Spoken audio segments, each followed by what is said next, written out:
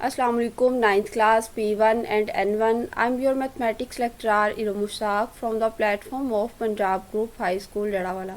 Students, hope you are fine and well. As you know, we have completed our chapter 7. Now we are going to discuss chapter number 5 of our textbook. Today, 20th May 2020, we are going to discuss exercise 5.1, question number 1, 2, 3 and 4 in this lecture. Students, exercise 5.1 is related to factorization of algebraic expressions. Factorisation में आपने जो है वो किसी एक दिए गए algebraic expression को उसके जो है वो फैक्टर्स की टर्म में यानी उसके छोटे पार्ट्स की टर्म में जो है वो डिस्क्राइब करना होता है। उसके लिए सबसे पहला स्टेप ये होता है कि दी गई टर्म्स में से जो है वो कुछ कॉमन अगर लिया जा सकता है, यानी सारी टर्म्स में कोई सेम टर्म मुश्तरक है वो आप जो है वो कॉमन ले लोगे। उसके बाद में फार्मूला अप्लाई हो रहा होता है या फिर जो है वो क्यूब का या स्केयर का, तो वो क्वेश्चन के अकॉर्डिंग जो है वो फिर आप उस पर फार्मूला अप्लाई करते हो। अब हम बारी बारी इन सारे क्वेश्चंस को देखेंगे। तो क्वेश्चन नंबर 1 है हमारे पास, पार्ट 1 है हमारे पास इसका 2abc minus 4abx plus 2abd। अच्छा, सबसे पहली बात तो ये कि हर टर्म में अलग-अलग देखना शुरू करेंगे क्या क्या चीज़ सेम है। ये 2 अगर मैं कॉमन लेती हूँ तो 2 इस 4 पे भी डिवाइड हो जाता है और 2 खुद 2 पे को तो डिवाइड कर ही सकता है। इसका मतलब है हम 2 कॉमन ले सकते हैं, उसके बाद a सारी टर्म्स में है वो कॉमन ले सकते हैं और b सारी टर्म्स में है वो कॉमन ले सकते हैं। कॉमन का मतलब है ऐसी टर्म जो हर एक दी गई जो है वो सारी टर्म्स में मौजूद हो, जहाँ से प्लस माइनस स्टार्ट हो रहा है वहाँ से एक नई टर्म स्टार्ट हो रही है और ऐसी वैल्यू जो सारी टर्म्स में मौजूद होगी वो कॉमन ले ली है। इस वाले क्वेश्चन में वो हमारे पास है बेटे 2ab। अब यहाँ पे फर्स्ट टर्म में फिर हमारे पास रह गया है c, तो यहाँ ब्रैकेट लगाएंगे। ब्रैकेट लगाने के बाद आपने इनका रिमाइंडर लिखना है। कॉमन लेने के बाद हर एक टर्म में से जो रिमाइंडर आया है तो इसका रिमाइंडर आ जाएगा c, इसका जो है वो आ जाएगा बाहर वाले को इस पर डिवाइड करेंगे, 2 2s are 4 तो यहाँ पे 2 रह जाएगा। a b कॉमन में चला गया था, यहाँ पे रह जाएगा सिर्फ x। उसके बाद यहाँ भी 2ab कॉमन में चला गया था तो यहाँ रह जाएगा d। अब ये मज़ीद इस पर कोई फार्मूला भी नहीं अप्लाई होता, ना ही इसकी कोई और फैक्टराइजेशन होती है, तो ये यहाँ तक सिंप्लीफाई हो गया है। इसी का सेकंड पार्ट है 9xy minus 12x square y plus 18y square. इसमें 3 टर्म्स गिवन है बेटे। अगर 2 टर्म्स गिवन हो तो आप दोनों में से कॉमन लेते हो, 3 गिवन हो तो तीनों में से कॉमन लेते हो, लेकिन अगर 4 टर्म्स गिवन हो तो आप उनके पेयर्स बनाते हो। पेयर्स बनाने का तरीकाकार ये है कि आप 2 टर्म्स का जो है वो पेयर बनाते हो और ऐसे जो है वो उनके पेयर बनाने के कॉमन लेते वक्त जब दोनों टर्म्स का दोनों पेयर्स का जो रिमाइंडर बचे वो सेम आए तो नेक्स्ट क्वेश्चन आएंगे उससे रिलेटेड भी। अभी हम 3 टर्म्स वाले क्वेश्चंस को देखते हैं।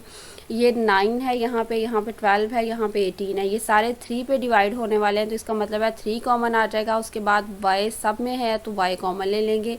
इसका मतलब है यहाँ पे आपके पास कॉमन आ जाएगा 3y, यहाँ पे बचेगा आपके पास 3 3s are 9 और साथ में एक x बच जाएगा फर्स्ट टर्म में। उसके बाद minus as it is 3 4s are 12 और y कॉमन ले लिया था तो x स्क्वायर आपके पास रह गया माइनस 4x स्क्वायर और यहाँ पे 3 6 are 18 और एक y कॉमन ले लिया था तो चूँकि y स्क्वायर है यहाँ पे तो एक y रह जाएगा। ये क्वेश्चन भी कंप्लीट हो गया।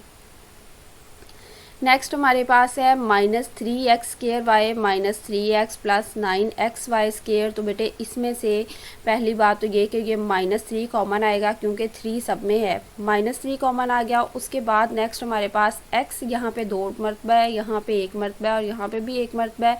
तो आपने वो वाला लिखना होता है जो सारी टर्म्स में मौजूद हो। इसका मतलब है हम x को एक दफ़ा कॉमन लेंगे, y को हम कॉमन क्यों नहीं लेंगे क्योंकि y यहाँ इस टर्म में मौजूद नहीं है। तो जब हमने माइनस 3x कॉमन लिया तो एक तो माइनस इन सब के साइन चेंज कर देगा। यहाँ माइनस है, ये देखें यहाँ प्लस आ रहा है, यहाँ माइनस है, यहाँ भी प्लस आ रहा है और यहाँ प्लस है, यहाँ माइनस आ रहा है। अब देखते हैं इनके रिमाइंडर क्या क्या बच गए हैं। यहाँ से 3 कॉमन ले लिया था और x भी कॉमन ले लिया था तो एक x बच जाएगा और एक y, यहाँ पे लिख दिया xy। उसके बाद साइन चेंज होने की वजह से यहाँ प्लस, यहाँ से 3x पूरा ही कॉमन ले लिया था तो 3x को 3x पे डिवाइड करें, बाकी आंसर आ जाता है 1। और यहाँ से बेटे 3 3s are 9, एक x बाहर कॉमन ले लिया था, बाकी रह जाएगा y स्क्वायर। तो ये वाला क्वेश्चन यहाँ तक कंप्लीट हो जाता है। नेक्स्ट हमारे पास है 5ab square c cube minus 10a square b cube c minus 20a square a cube b c square. आप पहले जो है वो कॉन्स्टेंट्स को देखें, फिर हम ए को देख लेंगे, बी को और सी को। 5 जो है वो कॉमन लिया जा सकता है क्योंकि 5 10 को भी डिवाइड कर सकता है और 20 को भी, तो 5 एक कॉमन ले लिया। उसके बाद इसमें ए एक मरतबा है, इसके पास 2 टाइम्स है और इसके पास 3 टाइम्स है, तो हम क्या करेंगे, हम एक मरतबा ही ए कॉमन लेंगे। मैंने आपको बताया था जो सारी टर्म्स में मौजूद हो हम वही कॉमन ले सकते हैं। उसके बाद सेम यही तरीकाकार बी का है, यहाँ 2 टाइम्स है, यहाँ 3 टाइम्स है, लेकिन यहाँ 1 टाइम्स है, तो कॉमन में बी भी एक मरतबा जाएगा और सी भी इसी तरीके से एक मरतबा जाएगा।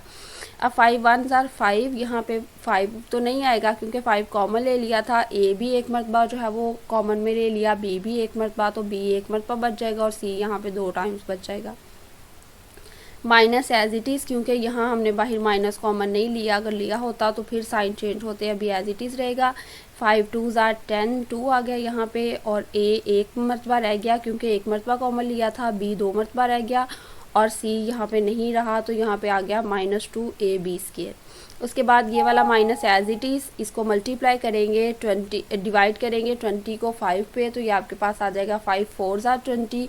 ए 2 टाइम्स रह जाएगा, बी यहाँ पे नहीं रहेगा क्योंकि एक मरतबा ही था वो कॉमन ले लिया, और सी एक मरतबा रह जाएगा, तो ये इसका आंसर आ जाएगा 5abc into bc² -2ab² -4a²c। यहाँ तक हमने जितनी टर्म सॉल्व की वो 3 टर्म्स थी, और अगर 3 टर्म्स हो उनमें से कुछ कॉमन लेना हो आपने, तो वो तीनों में से इकट्ठा एक साथ कॉमन लेते हैं। नेक्स्ट बेटे क्वेश्चन नंबर 1 का ही नेक्स्ट पार्ट है हमारे पास 5 और 6। इसमें देखें यहाँ से लेके यहाँ तक ये एक टर्म है। कैसे पता चला मुझे, क्योंकि यहाँ पे जहाँ पे प्लस माइनस शुरू हो रहा है वहाँ से एक नई टर्म शुरू होती है। अब इन दोनों टर्म्स में कौन सी चीज़ कॉमन है, ये जो इनकी ब्रैकेट है ये कॉमन है, x - 3y इसमें भी और इसमें भी x - 3y।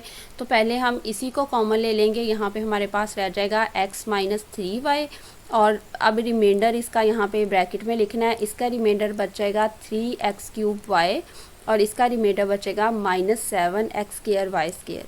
अब बेटे ये जो कॉमन ले लिया हुआ है उसको स्टार्ट पे एज इट इज़ लिखना है, और जो इन दोनों का रिमाइंडर था अब इनमें चेक करें कि क्या इनमें भी कुछ कोई चीज़ कॉमन आती है। ये 3 है, ये 7 है, ये तो किसी एक टेबल पे डिवाइड नहीं होते, इसलिए कॉन्स्टेंट्स तो कॉमन नहीं ले सकते।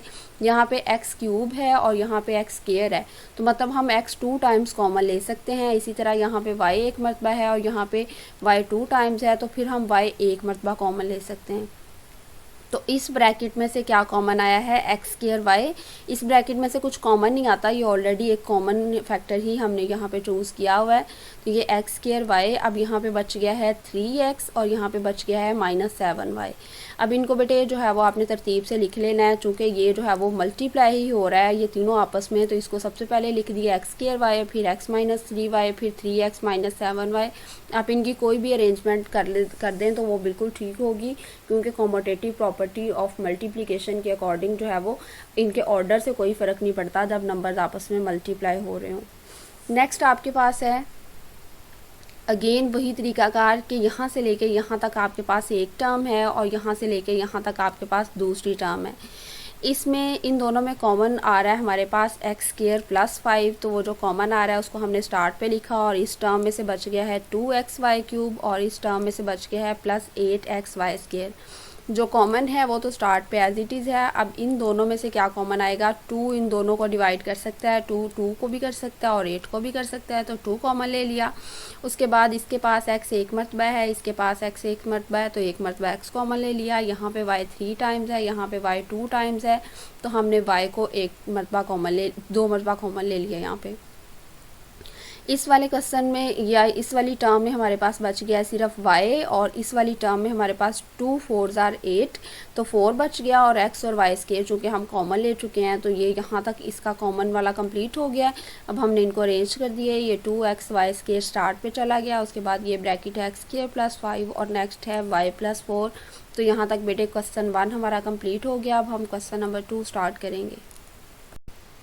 क्वेश्चन नंबर 2 में बेटे हमारे पास फैक्टराइजेशन के लिए 4 टर्म्स मौजूद हैं। मैंने आपको बताया था अगर 4 टर्म्स मौजूद हों तो आपने उनकी ऐसी पेयरिंग करनी है कि हर एक 2 में से जब आप कॉमन लें तो उनके रिमाइंडर सेम आए। यहाँ पे हमारे पास है 5ax - 3ay और यहाँ पे है -5bx + 3by।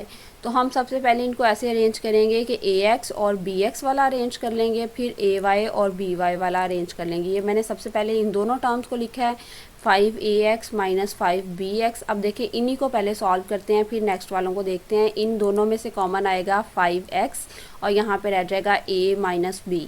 उसके बाद अब हमने दोबारा से जो है वो हमारे पास जो टर्म्स बच गई थी -3ay। अच्छा हाँ, जब आप टर्म्स को अरेंज कर रहे हो तो उनके जो स्टार्ट वाले साइन है वो उनके साथ ही रहेंगे। ये -3ay और अब +3by। अब इन दोनों में से कॉमन आ जाएगा हमारे पास -3 और साथ में y भी दोनों में है वो कॉमन आ जाएगा। तो इसमें से बचेगा a, चूँकि यहाँ बाहर माइनस है साइन चेंज हो जाएगा, यहाँ पे आ जाएगा -b।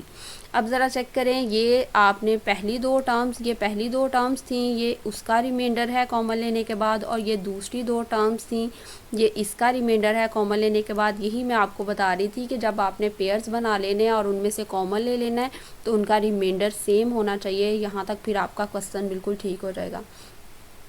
अब आपके पास क्वेश्चन नंबर 1 के पार्ट 5 की तरह यहाँ से लेके यहाँ तक ये एक टर्म है और यहाँ से लेके ये दूसरी टर्म है। एक मरतबा जब आपने पेयर्स बना के कॉमन ले लिया उसके बाद ये दोनों के रिमाइंडर सेम है। तो अब इन दोनों टर्म्स में से अगेन आप चेक करेंगे कि क्या चीज़ कॉमन है। इन दोनों में a - b कॉमन है, कॉमन वाले को एक मरतबा लिख देंगे। इस टर्म में बचेगा 5x और इस टर्म में बचेगा -3y।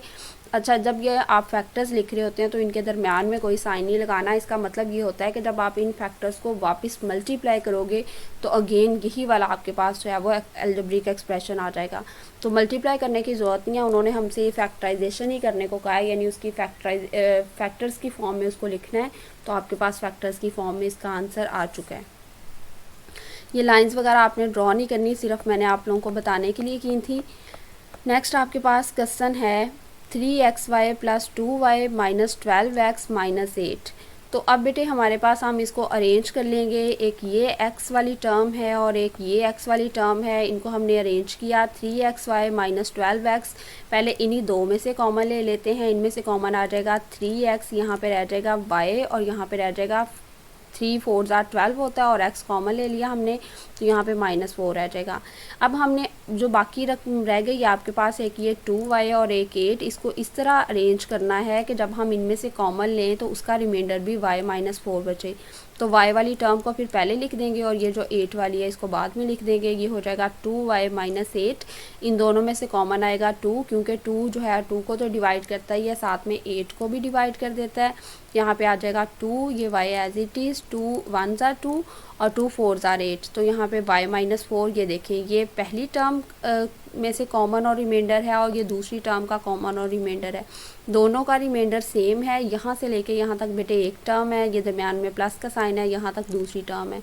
इन दोनों में से अब क्या कॉमन आ रहा है, y - 4, कॉमन को अलहदा लिखा और नेक्स्ट ब्रैकेट में आपने दोनों के रिमाइंडर लिख देने हैं। ये है 3x और ये है +2, यानी जो बाकी बच जाने वाली टर्म्स हैं वो हमने लिख दी और ये क्वेश्चन कंप्लीट हो गया आपका।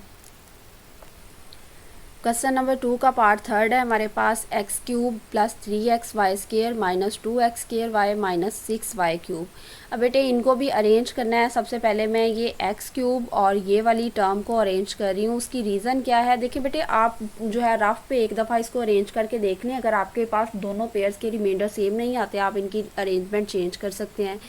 और यहाँ पे देखिए, यहाँ पे जब हम रिमाइंडर लेंगे तो गैस करते हैं कि यहाँ पे 1 बच जाएगा और यहाँ पे 2। तो जब इन दोनों को हम लिखेंगे, इन दोनों में से चूँकि ये 3 और 6 है, इनमें से 3 कॉमन आ जाएगा, तो यहाँ पे भी रिमाइंडर 1 बचेगा और यहाँ पे 3 2 6। तो यानी कि फिर हमें समझ आ रही है इस क्वेश्चन को देख के कि इन दोनों का पेयर्स बनेगा और ये जो फर्स्ट और थर्ड वाली टर्म का पेयर बनेगा। मैंने इनको अरेंज किया, सिर्फ अभी पहली और तीसरी रकम को लिखा है और उसके बाद इनमें से कॉमन लिया। इसके पास x 3 टाइम्स है, इसके पास 2 टाइम्स है, तो x 2 टाइम्स कॉमन आ गया। यहाँ पे रह जाएगा x सिर्फ एक मरतबा और यहाँ पे रह जाएगा -2y, क्योंकि x² हम कॉमन ले चुके हैं।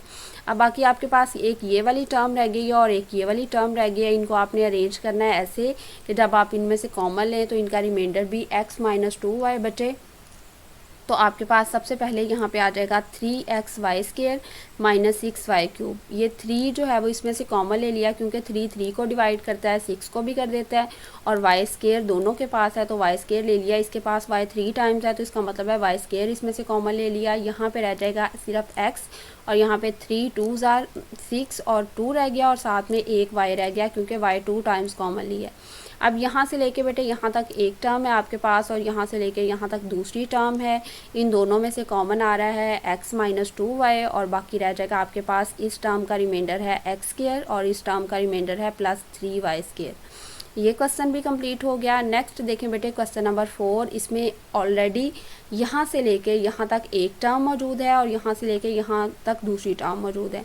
ये इन्होंने कॉमन लिए हुए हैं इसमें, लेकिन जब उन्होंने कॉमन लिए हैं तो हमें पता है कि जो उनके साथ ब्रैकेट है वो उनके रिमाइंडर होते हैं।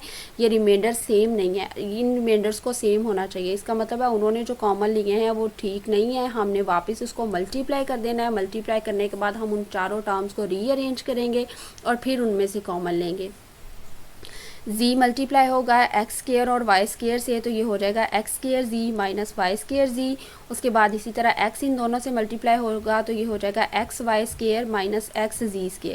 अब इसको अरेंज इस तरीके से करना है कि पहले हम x वाली दोनों टर्म्स को लिख लेते हैं। ये x² z है और यहाँ पे है xy²। इन दोनों को हमने लिखा, सिर्फ अभी मैंने इन्हीं दोनों को चूज़ किया है। इनमें से कॉमन लेके इनका रिमाइंडर फाइंड आउट करेंगे, फिर उसके अकॉर्डिंग दूसरे वाली टर्म्स को अरेंज कर लेंगे। तो इसमें से x कॉमन आ रहा है दोनों में से, और यहाँ पे रह जाएगा xz और यहाँ पे रह जाएगा y²। अब हमने टर्म्स को ऐसे अरेंज करना है कि ये जो दो टर्म्स रह गई हैं कि पहले वाली जो है वो xz वाली हो और दूसरी वाली y वाली हो। तो ये है बेटे xz वाली टर्म ये वाली, और ये वाली है जी yz वाली टर्म। तो पहले मैंने इसको लिखा ये माइनस xz² और उसके बाद इसको लिखा माइनस y²z। अब इन दोनों में से माइनस तो कॉमन आएगा ही, साथ में जो है वो यहाँ पे आपके पास कॉमन आ जाएगा z कॉमन आ जाएगा। z कॉमन ले लिया तो यहाँ पे आपके पास रह जाएगा xz, और आप इनको अरेंज ही इस तरीके से करें, ठीक है। और उसके बाद यहाँ पे आपके पास रह जाएगा y²। माइनस कॉमन लेने से साइन चेंज हो जाएगा। ये जो दोनों टर्म्स हैं ये इन दोनों के साथ माइनस था, यहाँ रिमाइंडर में इनके चेक करें, इसके साथ भी प्लस है और इसके साथ भी प्लस है। अब यहाँ से लेके बेटे यहाँ तक एक टर्म है, ये एक टर्म है आपके पास, और ये वाली यहाँ से लेके यहाँ तक दूसरी टर्म है। जब आप इनमें से कॉमन लोगे तो ये आ जाएगा आपके पास, ये ब्रैकेट कॉमन आ जाएगी xz प्लस y², और यहाँ पे बच जाएगा x और यहाँ पे बच जाएगा z। इस क्वेश्चन को रिपीट कर रही हूँ बेटे कि आपने जब देखा इस क्वेश्चन के स्टार्ट में तो उन्होंने कॉमन लिया हुआ था, लेकिन उसके अकॉर्डिंग जो है वो ब्रैकेट्स दोनों की सेम नहीं थी। आपने उसको वापस मल्टीप्लाई किया, मल्टीप्लाई करने के बाद आपने इनको अरेंज किया। इसकी और भी अरेंजमेंट्स बन सकती हैं जिसके अकॉर्डिंग इनके रिमाइंडर सेम आ सकते हैं, तो कोई हार्ड एंड फास्ट रूल नहीं है। सिर्फ यही बात ध्यान में रखनी है कि जब दो पेयर्स का आप रिमाइंडर लो तो वो रिमाइंडर सेम आना चाहिए बस। और उसके बाद अगेन आपने जो है वो दोनों टर्म्स में से कॉमन ले लेना है। कॉमन लिया और उसके बाद जो रिमाइंडर रह गया वो यहाँ पे लिख दिया। तो यहाँ तक क्वेश्चन नंबर 2 कंप्लीट हो रहा है। अब हम जाएंगे क्वेश्चन नंबर 3 की तरफ। क्वेश्चन नंबर 3 उसी फार्मूले के अकॉर्डिंग होना है जो हम पहले एक्सरसाइज जो है वो 4.1 4.2 में पढ़ चुके हैं। a plus b whole square is equal to a² plus 2ab plus b²। आपको फार्मूले की ये वाली साइड गिवन होगी। जब आप देखेंगे फर्स्ट टर्म का स्क्वायर है, सेकंड टर्म का स्क्वायर है और प्लस 2ab दरम्यान में पूरा हो रहा है, तो फिर आप उसको क्लोज कैसे करेंगे। जिस टर्म का स्क्वायर होता है उन दोनों को लिखते हैं, ये a और b इसको लिखा और 2 के साथ वाला साइन लगा के उसका स्क्वायर बना देते हैं। अच्छा, फार्मूला साथ में मेंशन कर सकते हैं आप अगर करना चाहें, और उसके बाद जो है वो आपने इसको लिख देना है। हाँ, पहला तरीकाकार वही है कि आपने कॉमन लेके ज़रूर देखना है कि क्या उन टर्म्स में से कुछ कॉमन आता है। अगर नहीं तो फिर आप फार्मूला अप्लाई करेंगे। बाज़ औक़ात ऐसे होगा कि कॉमन लेने के बाद भी फार्मूला अप्लाई हो सकता है। यहाँ 144a स्क्वायर ये बनता है 12a का होल स्क्वायर। यहाँ पे 1 का ऑलरेडी हमें पता है स्क्वायर होता है, प्लस 2 फार्मूले वाला फर्स्ट टर्म लगाई 12a और सेकंड टर्म लगाई 1। 12a स्क्वायर 144a स्क्वायर होता है। 2 को 12a से मल्टीप्लाई किया 24a और ये प्लस 1। इसका मतलब फार्मूले के अकॉर्डिंग ये बिल्कुल ठीक है। तो हमने फर्स्ट टर्म लिखी, हमने सेकेंड टर्म लिखी और ये जो 2 के साथ वाला साइन लगा के इसका होल स्क्वायर बना दिया। सेकंड क्वेश्चन है हमारे पास a square divided by b square. तो फर्स्ट टर्म को मैंने बनाया a divided by b whole square, ये फर्स्ट टर्म हो गई। और सेकंड को मैंने बनाया b divided by a whole square, क्योंकि सेकंड यहाँ पे ये थी आपके पास। दरमियान में -2ab वाला पूरा करना है आपने। तो -2 लिख के यहाँ पे मैंने फर्स्ट टर्म लिखी है जो कि इस फॉर्मूले के अकॉर्डिंग है a ओवर b, और सेकंड टर्म लिखी है b ओवर a। ये बेटे a इस a को कैंसिल कर देगा और ये वाला b जो है डिनोमिनेटर वाला इस b को कैंसिल कर देगा। अब इसको मैच करें, ये फर्स्ट टर्म तो ऑलरेडी हमने इसी का स्केयर बनाया था, सेकंड में सिर्फ -2 रह गया, और थर्ड आपके पास ये वाली b divided by a whole square है। तो इसका मतलब दोनों का अलग-अलग स्केयर बनाएंगे तो यही टर्म आ जाएगी। इसका मतलब है ये जो क्वेश्चन है ये फॉर्मूले के अकॉर्डिंग पूरा है। जब आप इसको मैच कर लेते हैं तो अब आप इसको समराइज्ड फॉर्म में कैसे लिखेंगे, फर्स्ट टर्म लिखेंगे, फिर ये जो दूसरी टर्म है उसका स्केयर है वो लिखेंगे, और इनमें से -2 जो है दरमियान में ये वाला माइनस लगाएंगे 2 के साथ वाला, और इसका होल स्केयर बना देंगे। ये क्वेश्चन भी कंप्लीट हो गया।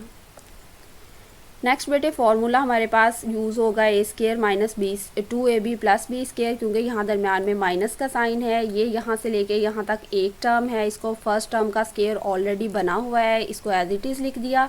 उसके बाद 49z ये बनेगा 7z का होल स्केयर, ये सेकंड टर्म का स्केयर आ गया दरमियान में -2 फार्मूले वाला। फिर हमने फर्स्ट टर्म ये वाली जो निकाली है x + y ये लिखी, और सेकंड टर्म 7z। यहाँ पे आपको पता है आप स्केयर के बगैर टर्म्स लिखते हैं।